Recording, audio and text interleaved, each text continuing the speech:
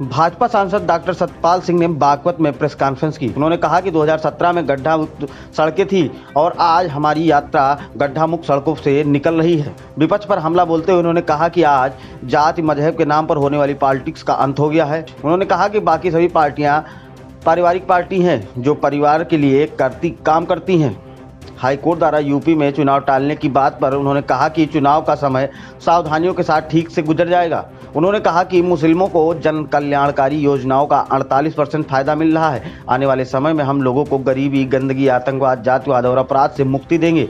आपको बता दें कि ये बात उन्होंने बागपत से चलकर सिवाल खास के रास्ते होते हुए आज मेरठ पहुंची बीजेपी की जन आशीर्वाद यात्रा के दौरान कही।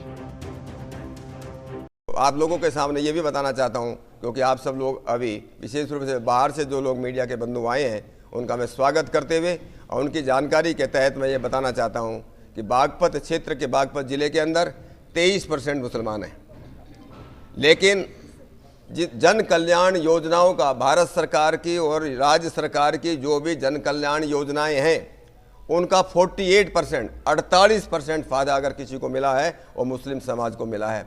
जो लोग ये कहते हैं कि भारतीय जनता पार्टी मुस्लिमों के खिलाफ है, ये उसका सबसे बड़ा उदाहरण है कि हम किसी के खिलाफ नहीं, लेकिन हम सबका कल्याण चाहते हैं, सबका विकास चाहते हैं। इसलिए भारतीय जनता पार्टी का जो हमारा जो मोटो है कि सबका साथ हो, सबका विश्वास हो, सबका विकास हो और सबका प्रयास हो, इसी बात को लेकर के हमारा एक स्वप्न है, हमारा एक विज़न है। इस देश के यशस्वी प्रधानमंत्री मोदी जी का ये विज़न है कि इस देश को हम दुनिया का विश्व गुरु बनाना चाहते हैं और प्रत्येक क्षेत्र में दुनिया जो है वो भारत की तरफ देखे। और उसी के लिए आज ये जन विश्वास यात्रा जो आज बागपत से यहाँ से आज शुरुआत हो रही है और जाकर के आज विभिन्न क्षेत्रों से गुजरती हुई, बागपत के ज़िले से गुजरती हुई, फिर मेरठ ज़िले के सिवाल खास एरिया से जाकर के आज मेरठ में जाकर के रात्रि में विश्राम करेगी।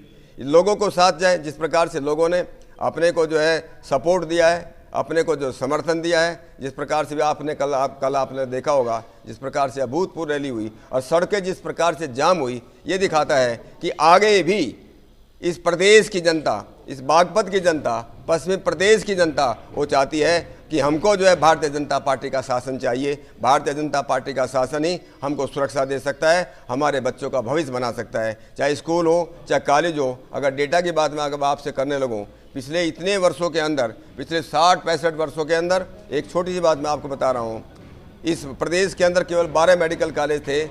योगी जी ने आने के बाद केवल 4.5 वर्षों में 31 नए मेडिकल कॉलेज यहाँ पर स्थापित किए। 1,08,000 हमारे स्कूलों का कायाकल्प किया गया। 15,000 से ज़्यादा जो है सड़कें और ब्रिज जो है इसमें बनाई गई।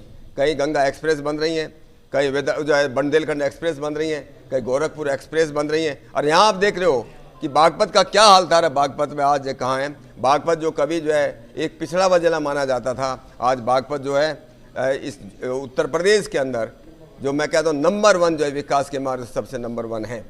इसलिए आप लोगों के माध्यम से मैं अपने सभी भाइयों से, सभी बहनों से, नागरिकों से, सबसे मैं अपील करना चाहता हूँ, अगर उनको अपने बच्चों के भविष्य देखना है, अपनी सुरक्षा देखना है, अपने बच्चों की सुरक्षा चाहिए, चहुमुखी विकास चाहिए, बच्चों के लिए रोजगार चाहिए, महिलाओं के लिए और नए इंडस्ट्रियल उद्यम चाहिए, तो उसके लिए केवल मात्र एक ही पर्याय हमारे सामने है। जितनी पार्टियां हैं वो सब पारिवारिक पार्टियां हैं और परिवार के लिए काम करती हैं। बागपत से दस्तक टाइम्स के लिए विवेक कौशिक की रिपोर्ट। ताज़ा तरीन खबरों के लिए सब्सक्राइब करना ना भूलें दस्तक टाइम्स। बेल आइकन दबाकर पाएं देश विदेश की लेटेस्ट खबरों की नोटिफिकेशन।